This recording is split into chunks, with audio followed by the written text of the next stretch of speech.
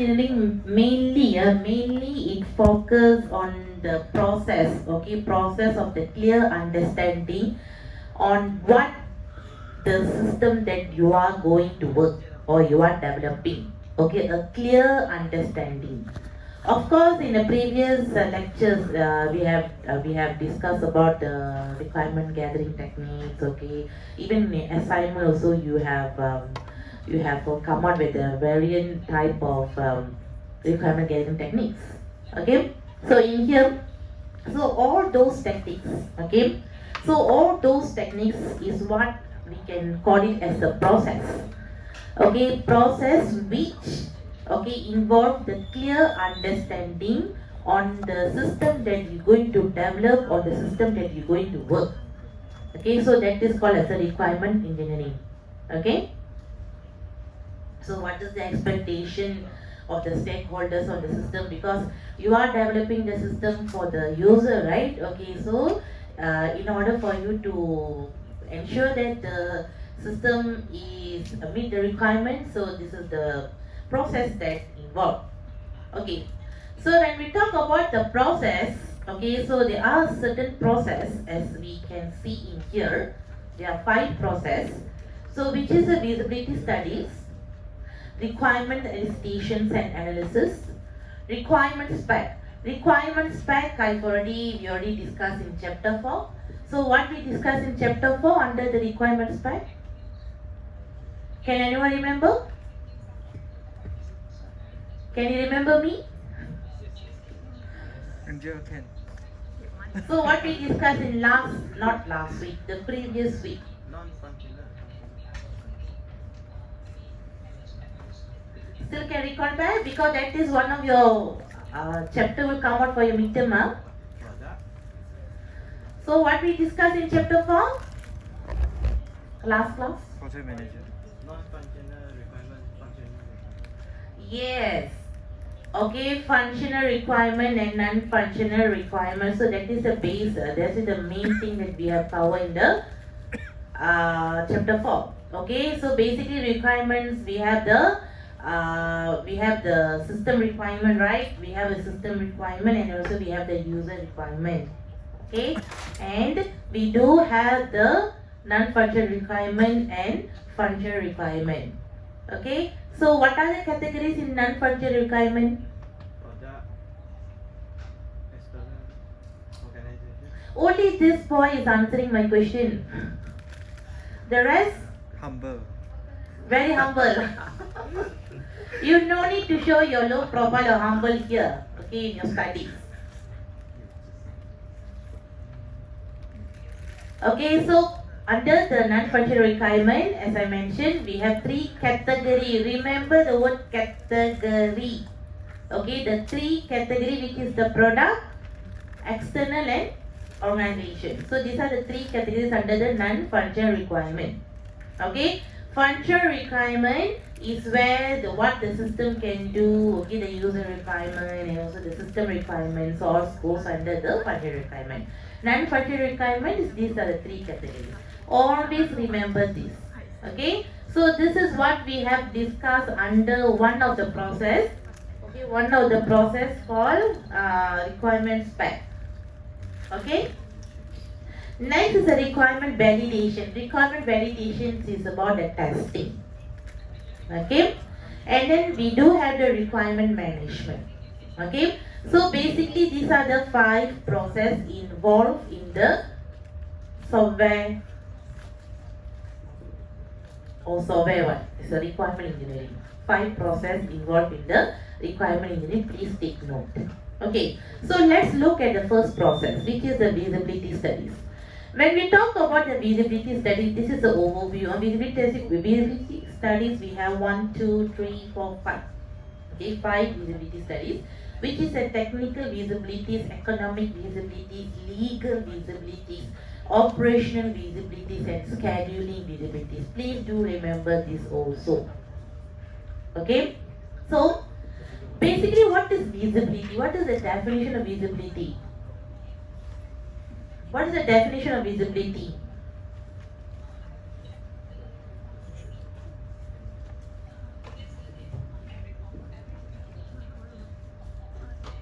Visibility we can consider, we can talk about the solution. To what extent? Okay, for example, let's say we face this problem, the particular problem. So until until the maximum level of solution. Okay, from which extent that you, from what extent that you can go to solve that problem. Okay, so for example, in here we have a 5 visibilities, okay, which is a 5 solution. You can say 5 solutions. Okay, so let's look at the technical visibilities. Okay, so technical visibilities, as you can see, you have that question in your mind, which is the project is technically possible. Technically possible is here where we can talk about the resources. Okay, the resources that we're going to use it. For example, the hardware, the software that we're going to use it, the technology that we're going to use it. Okay, nowadays you can see we have IoT, we have artificial intelligence. Okay, we have a lot of new technology has been introduced. Now we have cyber security, we have we have blockchain. Okay, so much of technology has been introduced. Okay, so in here, when you want to develop this project, okay, when you want to develop this system, so you have to consider whether, let's say, this project, is it possible for me to complete? Is it possible for me to complete or not? Because we have all this kind of technology. Can we use all these technologies? Or which software that we can use it? Or which hardware that we can use it? Okay, the technical parts. Okay, the technical part. It's not about the costing. Costing is different. Okay, costing is economic. Costing is a economic. This one is a technical. Okay. The next one is the economical. So economical here is you can determine whether the software is capable, okay, to gain the financial gains of the organization or not. For example, let's say you estimated a certain hardware software which the company doesn't have. For example, the company asks you to develop an IoT related system, but the company itself doesn't have any IoT service in the company. They're going to develop only. Okay, but now you're going to develop the system for the IoT related system for the company, but later when you want to implement or you want to deploy the system into their company, okay, of course the company must have the proper hardware software, right? Okay, so you need to think. For example, let's say you propose, okay, the company, okay, you're proposing that, okay, it seems that you're going to develop, okay, based on their requirements, the company say, okay, I want this. Okay, then you have say, okay, based on your requirements, what I can see here is, I think we should provide, we should come out with the IoT, okay, IoT. But the company say IoT, actually we don't have that facilities in our company. Okay, never mind. So we just develop first. Okay, we develop first. So later when we do the implementations or deployment, then you can install the necessary software or hardware in your company. Okay, so in here the economic feasibilities come into the place. Okay, which does it make the financial sense? Okay, whether the company can manage to buy or manage effort to buy all those hardware and software that you're going to develop or you're going to use it. Okay, so that is another thing. Okay, so another solutions. Okay, next is the legal visibilities. Okay, when we talk about the legal visibilities here, is you can see the limitations. Okay, the limitations affect the projects.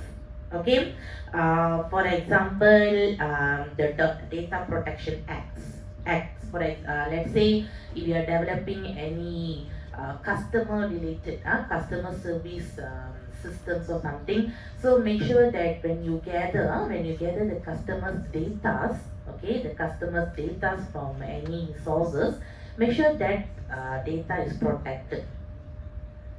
Okay, it's a protected data. Okay, like you have a social media laws. Okay, we have a project certificates. Okay, license. The copyright. The copyright. Okay, you cannot simply use people's names or people's traits or in your companies or in your systems. Okay, like what you guys are doing in your assignment. Okay, our Thai UMT is not using Moodle, but some of you saying that Thai UMT using Moodle, and then you want to conduct the interview or the observation. Okay, so which is under the legal. Okay, because our Thai UMT, we are not practice using Moodle platform. Okay, we are using Google Classroom. Okay, in this case, how come in your report you can mention Thai UMT is using Moodle LMS, which is a copyright issues. It's a legal issues, isn't it? So that is a legal visibilities. Okay. Next is the operational visibilities. Okay, operation visibilities here is okay. Example, let's say you're going to develop a warehouse. Warehouse like Lazada, eBay, so we have so much. Like how many of you like to buy overseas products? Not the local brands, overseas brands. Depends on what lah. What kind of product? Sometimes we have overseas product, right? Okay, we have the estimation, isn't it? We have the estimation, okay, you'll be delivered this product within this days. But, okay, let's say the overseas product, the time zone. The time, because we are Asian. Okay, Asian, we have a different time zone compared to Europe. Right? Okay, you can check. Now, our time is 3:48, but in London, it's a different timing. Isn't it? Okay, let's say we are going to buy any product from Europe countries. Okay, so of course there will be some zone differences, right? The time zone differences. Okay, so that is called as operational visibility. Especially let's say if you want to set a warehouse in Europe country, you have a warehouse in Asia and you also have a warehouse in Europe.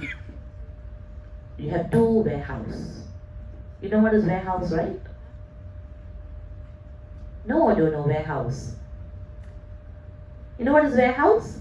Yes. What is that? Warehouse. Warehouse means warehouse.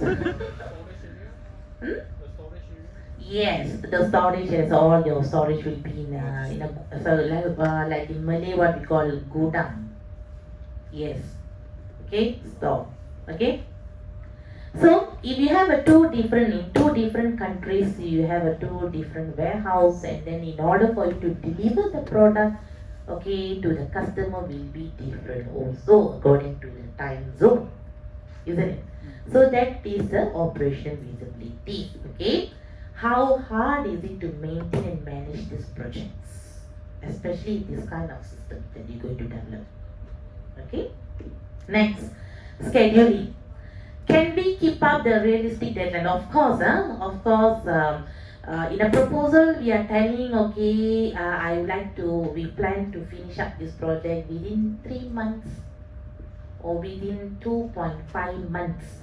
Why you have the 2.5 months over there?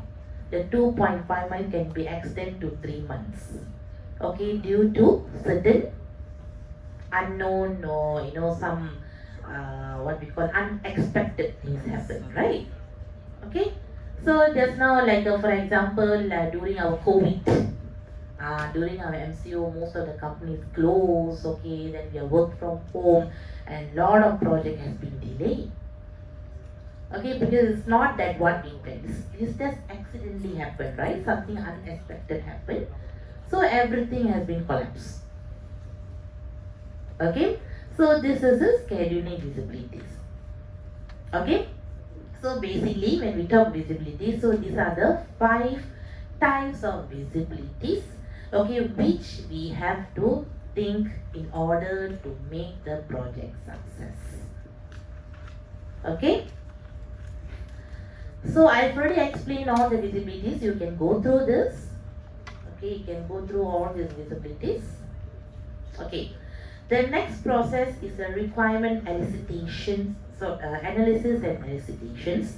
Okay, so elicitations is where you process, okay, to get something or to produce something, okay, especially any informations, okay. So you can see. So in here, what are the information that you need? Is the system requirements. So how you can get the requirements is from the stakeholders, okay. Okay. So the difficult process under this requirement analysis and elicitation is where the stakeholders not clear what they want, okay, and they have their own term to explain. This is what we have already studied in a previous topic, right? We have a problem in a natural language, okay, all that, okay, and then we have the sum software process model, right, which we can use it for this kind of cases, okay. Okay, and then different stakeholders express requirements in different way, especially if you have a many stakeholders, many person, okay, for that particular system. Okay, if you want to get the opinion or requirement from different people, that is some more headache. Okay, one person say A, one other person say B, another person say C. So which one did you want to implement? In their own perspective, right? In their perspective. For example, when we use the TAR-UNT intranet, I'm as a lecturer, I have my own requirement. I want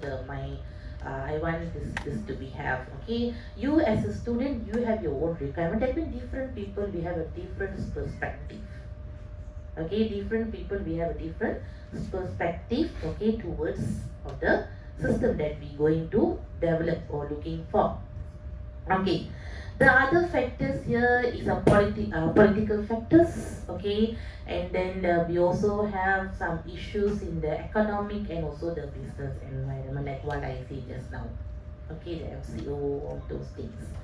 Okay, the next one here is, okay, so these are the explanations, the problems, okay, the difficult process, okay, the requirement, as I told you, requirement analysis and elicitations is a very difficult process, okay, one of the difficult process due to these are the reasons, okay, because of the not clear with the stakeholders, okay, the requirements, okay, difficult to express all that, okay. Okay, the next one is requirement discovery. Okay, so the requirement discovery is under the requirement analysis and elicitations. Okay, this is a what we call subtask. Okay, so this is a process where you will interact with the stakeholders, okay, to discover the requirements. So how you can discover the requirements?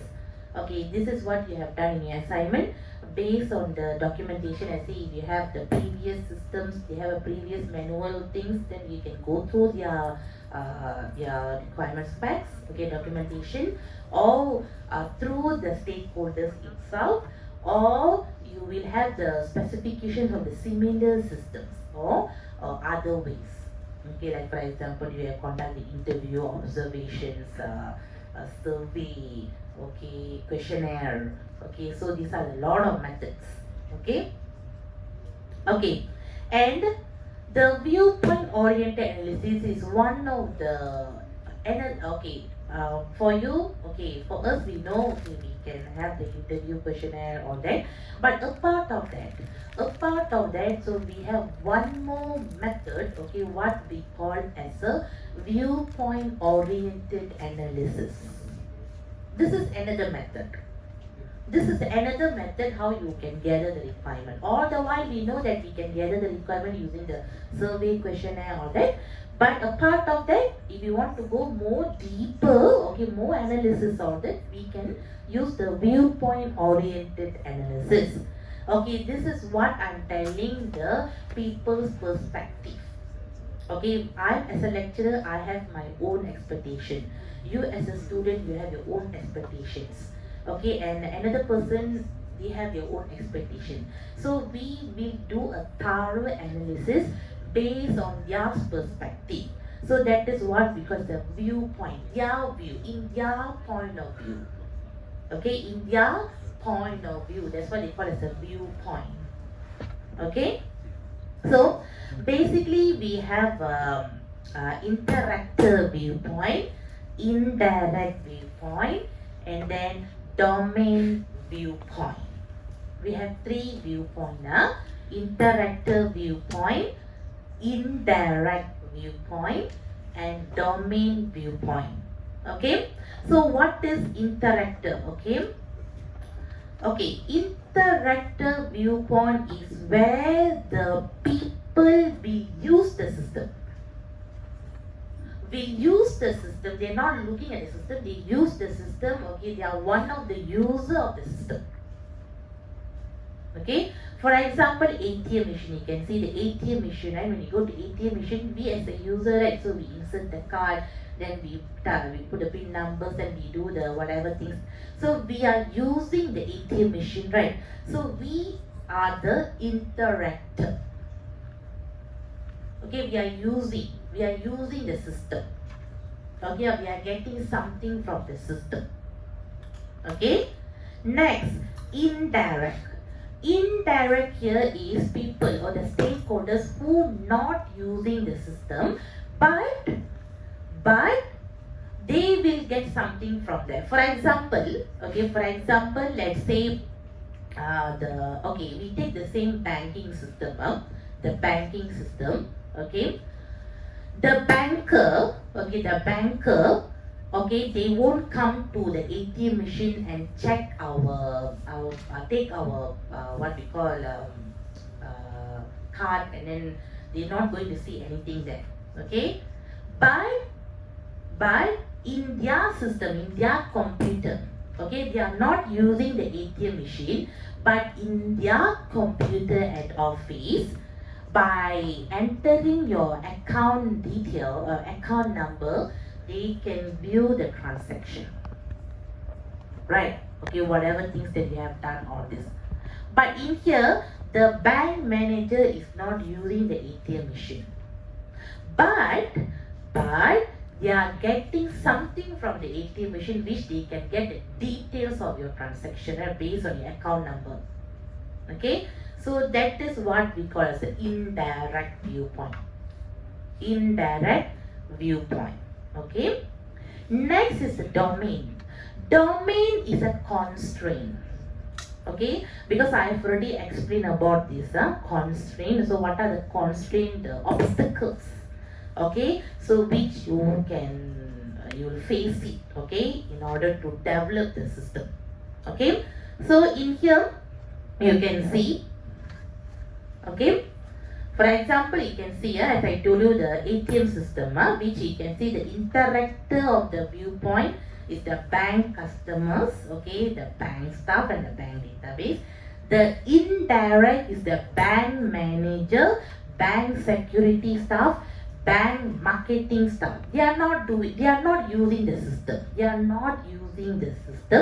But they are using the system for the different purposes. Okay. Next, domain viewpoint here is a standard. For example, you can talk about the user interface. You can talk about the standards. Okay, all that is called falls under the domain viewpoints. Okay. Okay, here you can see okay, another example, college library system. Okay, college library system. So in here, who the interactor, who is using this system directly? The student, the lecturers, the tutor, the system engineer, the librarian.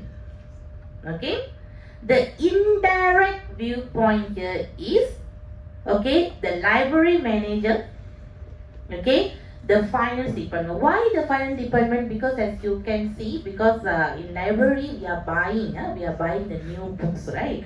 Okay, so the finance departments, they want to release the purchase order. Okay, purchase order. Okay, they release the purchase order only. Okay, you can buy a new book for the library.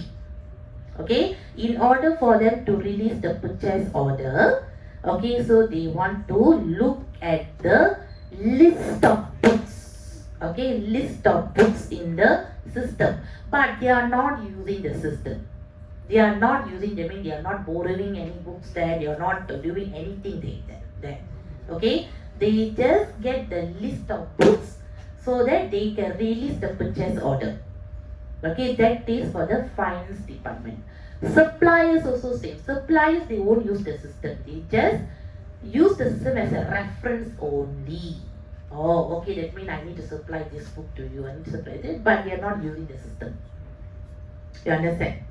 Okay, the one who benefit or experience with the system is called as an interactor. Okay, the domain, as I told you, is the constraint which you will have the problems or the obstacles in the user interface standards, okay, the classification standards. Okay, so domain viewpoint is only two, which is the user interface standards or the classification standard, or even the interoperability. The interoperability, okay, can be considered in here. Okay, any questions? So you can see in here. So this is how you have to come out with the viewpoint hierarchy. This is called viewpoint hierarchy, and this is what you have to do in your assignment. Okay, so when we talk about the viewpoint, only three viewpoints which we have: an indirect, interactor, and domain. There's no more, there's nothing else, only three. Okay, but under each viewpoint is up to you, okay, how many viewpoint analysis that you're going to put. Okay, it's not fixed. Okay, it's not fixed. Okay, it depends on what type of system that you're working on. Okay, so as you can see here, compared to the indirect, interactor for the college library system, we have many. Okay, we have many users, students, lecturers, tutors, system engineers. Okay, we have cataloging staffs, okay, library staffs, okay, all that. Okay, so this is another example. Okay, identify 5 viewpoints. 5 viewpoints here. This is 5 viewpoints, which is the online client is one viewpoint, reservation staff another viewpoint, marketing staff another viewpoint, or hotel manager another viewpoint, and user interface is another viewpoint. Okay, we have 5 viewpoints. 1, 2, 3, 4, 5. Okay, so in the question, if they ask identify 5 viewpoints, so this is the answer. Understand? Understand? Viewpoint from different people. We have 5 different people, not 4 people, but the other one is not people. Okay, the domain is not a people. Okay, there's a constraint, but others all is a people or a subsystems, can say. Okay. Okay. So this is the questions that you can go through. Okay, this one is the techniques. Okay, under the requirement analysis. Okay, we are still in the requirement analysis and elucidations. Okay, the techniques here, I believe that you know all these techniques because you already used these techniques in your assignment, which is the interview, prototype, scenario, observations. Okay.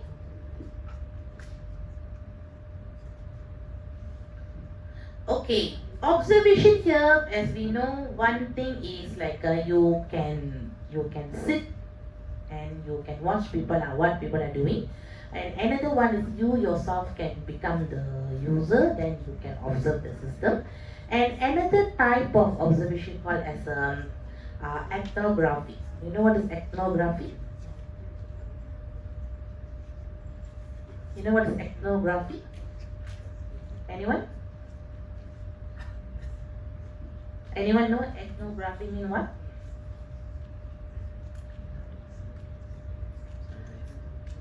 Ethnography is, it can capture the emoji, the behavior. the behavior of it. For example, let's say if I ask about, okay, how's the class today? Okay, then you say, like the facial reaction, right? The facial reaction. You're not saying anything. Okay, you are not saying anything in a wording. Okay, you say I'm happy. No, you're not saying anything in a wording. Okay, you're showing that through your facial expression. Okay, that is called as ethnography, observation. Understand? Okay?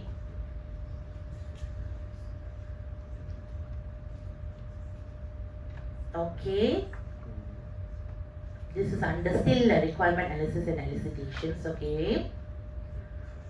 So I can the requirement documentations.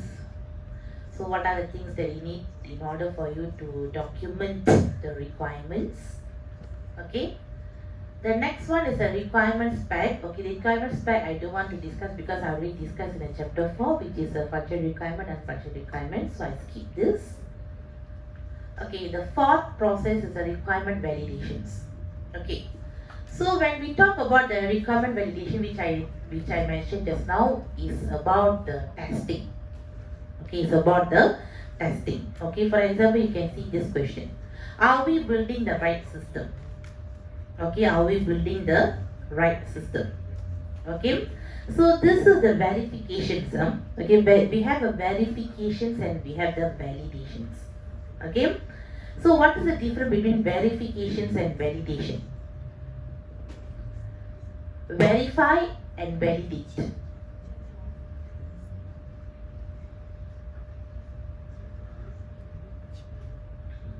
Verify the user, validate the user, or verify the system, validate the system, anything also can. So what is the difference between verify and validate?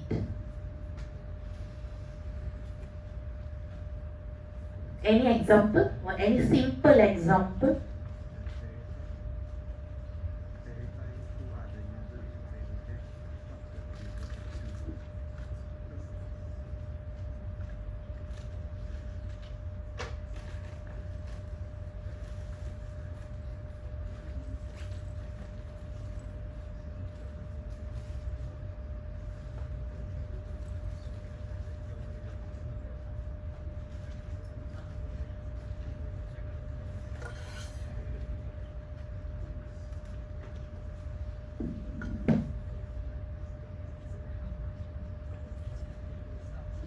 Okay, when you want to develop any system, right? So these two things is very important, which is the verifications and validations.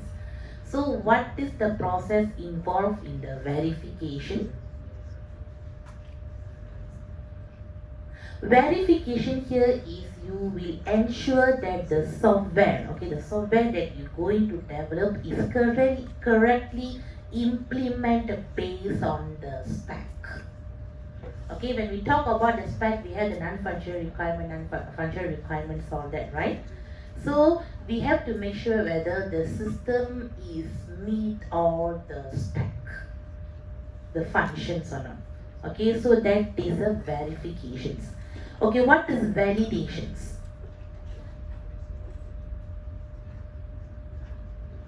Validations is this question: are we building the right system?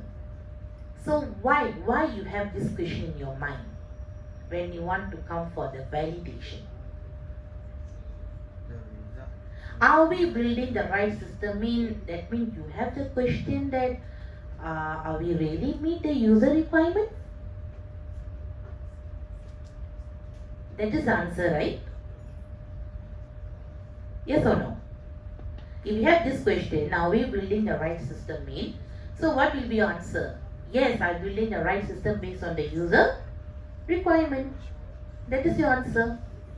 So in here the validation is based on the user requirements. Okay, so that you can avoid the rework. You can avoid the rework. Okay, so that is the reason, that is the thing that why, okay, where the software process model, okay, we have to use the proper methodology. So we have to use a proper requirement engineering. All these stuff has happened. Okay, they have introduced. Okay, because we want to avoid all this the rework things, the retestings, okay, the errors. Okay, so these are the things that we're going to cover that we are studying now. Okay, so how we can avoid. Okay, so you can see here, okay, the validity and the consistency. Okay, example. Okay, so in here under the requirements validations, okay, we have the important things is validity, consistency, completeness, realism check. Okay, so what is the difference between these terms? The difference between these terms.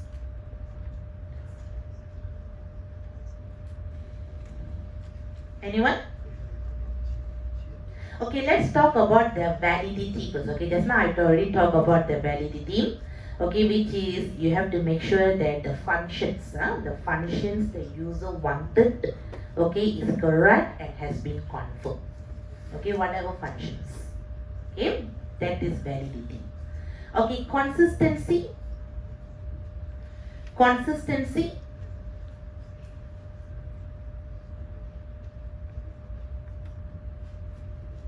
No conflict functions.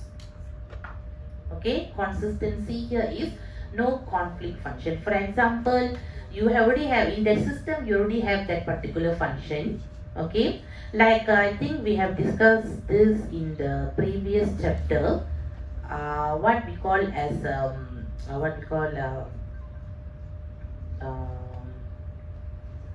one word that hold on.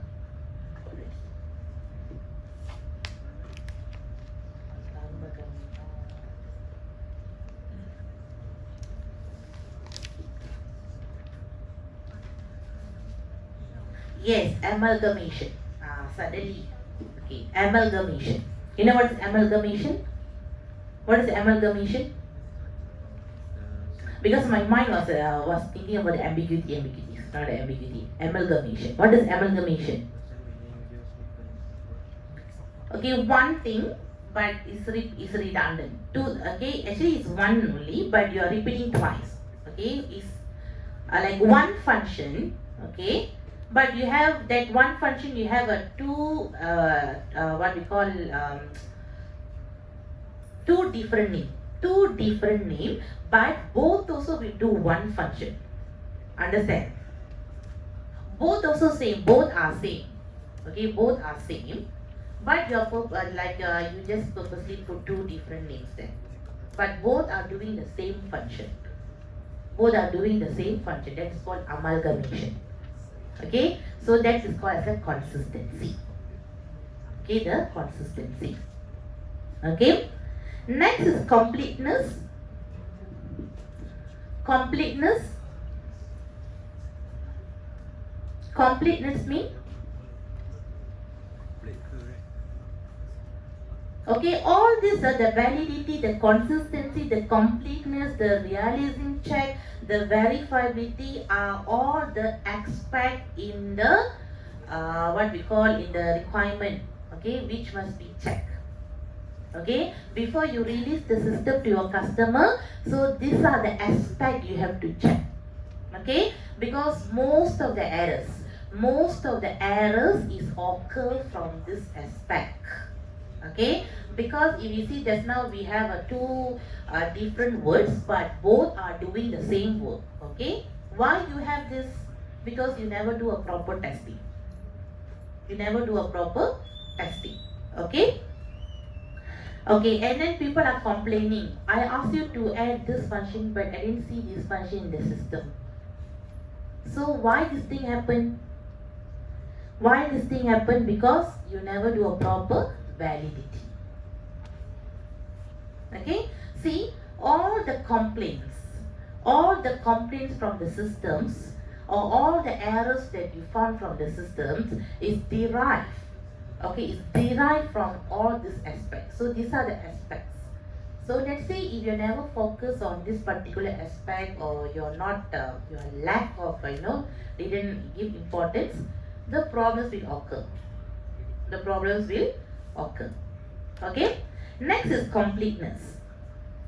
Completeness here is make sure all the function, because whatever function the customer asks you to add, make sure everything works. It's not that they ask you to add the function, you add but it doesn't work. It must work. It must work. Okay, that is completeness. Okay, next is realism check. Realism check. Okay, I asked you to develop the system. Okay, I want you to develop the AI, the artificial intelligence things. Okay, the technology in the system. Okay, done ready. Okay, done ready. But I want to check whether it really works or not. That is called as a realism check. Really. Okay, in a realistic, it works or not. In a real time, it works or not. Okay, so that is a realism check. Okay, it's not that I asked you to do, then you do, but you didn't use the proper testing, or you didn't deploy that, you didn't do the, okay, nothing. Okay, so that also cause problems. Okay, next is verifiability. Verifiability. This is what we call a prototype. Okay, prototype. For example, if you done one part, then you show to your user or customer. Okay, are you happy? Can I proceed to the next? Okay, so that is how you using it. So when you see here, when I'm like what I mentioned just now, for each aspect which I discussed, there are some process which we have studied previously is involved, isn't it? Yes or no? For example, we have to use the a proper software process model. We have to use a proper data gathering techniques.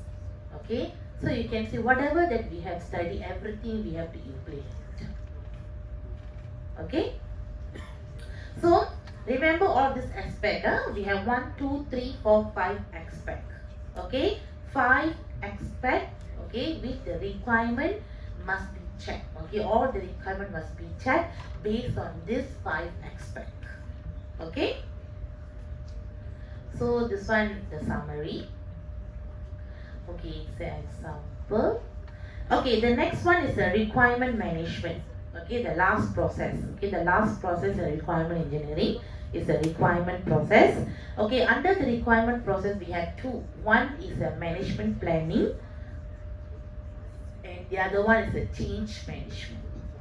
Okay, so for the management planning is more to the management side, okay, which they have their own policies and procedures, okay, which everybody have to follow, okay, based on the requirements, okay, must be designed and specified. And change management is where the proposed requirements, right, okay, where the proposed requirement changes are analyzed, okay, and their impact are assessed. Okay, like what I said just now. Okay, in your current system you don't have any technologies. Okay, but in your system B you're going to implement IoT or any new technologies. Okay, so you have to do a thorough study. Okay, thorough study. In case if I implement the AI in manufacturing system, what will be happen? That means if I implement AI, that means I'm going to bring a robot. So no more women. Okay, no more manpowers. Okay, I only want to depend on machine 100%, because human always take MC. Okay, always fall in sick, take annual leave, but machine don't want leave. Okay, they can work 24/7. So I want to implement, or I want to introduce a machine in the production. Okay, but you need to do a thorough study, a thorough analysis. Is it possible? And how it possible? It's a change management. It's a change management. Okay, change management, not the management change. Okay, This is they're changing their policies, okay, based on the current trend. Based on their current trend. Okay, because they are maybe 90s, 80s companies, but now we are in 2023 really. If you still want to follow the punch card, because now no more punch card, right? Now we have lot of ways to scan the attendance, isn't it? Some they use the biometrics, some they use the system. So if you still want to stick the punch card, is you outdated lah. So you have to change your management. That is called change management. Understand? Understand? Okay? Okay, that's all. Okay, so 5 processor. Okay?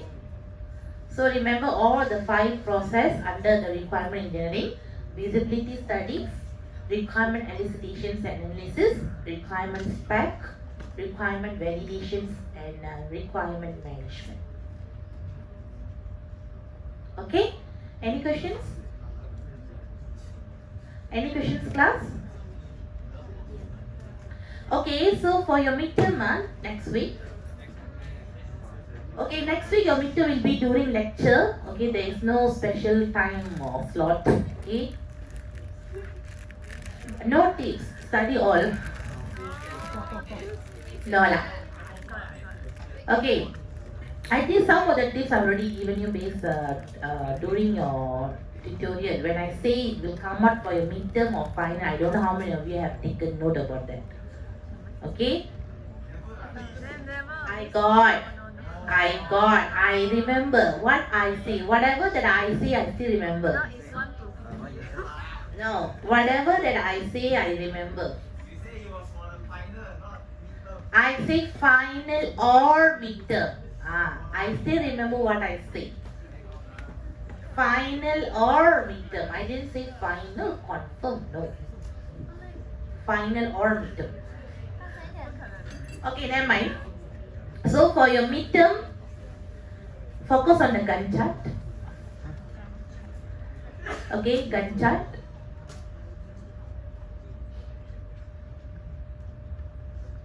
Only Gantt chart, no. Okay, some more? Who are there? Some more? Huh? At least we got 3 midterms next week. Oh, is it? Yeah. Is it other lecturers give the midterm tips? Yeah. Then what you expect from me? Huh? Then what you expect the tips from me since the others didn't give you? Yeah, right, you're the best. You're putting the eyes on me. I just recover from the sinus. Don't put the ice bar. Okay. Okay, I just tell whatever that I can remember. Okay, what I can remember is you focus on the Gantt chart. Okay, Gantt chart, as I told you. Okay, I don't want that you come out with the ID. The ID, the task allocation must be the complete one. If you forgot one column, then I deduct 1 marks. Not 1 marks, 2 marks I think. Okay. And then focus on the functional requirement, non-functional requirement. Okay, what are the functional requirement, non-functional requirement? Okay, and chapter 1, what is the definition? What is the definition of the software engineering, and then all that? Okay, the basic. Okay, chapter 1. What else? What else? Agile.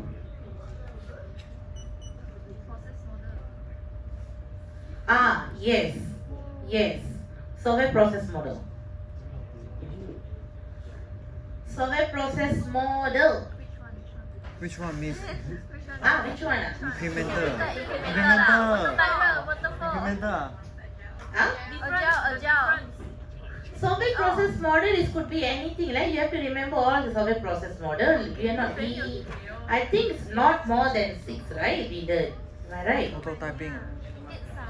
Could be anything lah, could be anything, my dear, my dear. Then the Give us some exception. agile and plan. Okay, so what is the software process model that you know? Spiral. Yes, and Maslow motivation. That one go. Confirm out. Okay, Maslow, I think chapter 2, right? Chapter 2 or chapter The motivation one. The motivation model. Mm. That's all. Thank you, miss. When I, Miss, how many questions? 4. 4 questions. 哦，一个一个哦。啊，有的旁边的 simulation process 的 Maslow 是什么？说是那个三角形 physiology 什么懒觉还有 Joseph Okay, it's 1.5 hour. Okay, 1.5 hour for you to complete, and then the balance half an hour is for you to tie, and then you have to submit. So Miss a lecture lecture yes, during lecture. So next week also I'll be sharp. Okay, I'll be here sharp 3:30. Before 3, I here 3:10 already today. So early. I thought they have class, but don't have class. No class. The 3. Okay, and then you no need to bring test pad. Okay, I will provide it. okay You just bring your stationeries. Bring your stationery only. Okay, you no need to bring A4 paper, nothing. Everything will be provided. Okay, understand? open book And then you cannot sit like this. Okay, you'll be sitting with gap. Okay.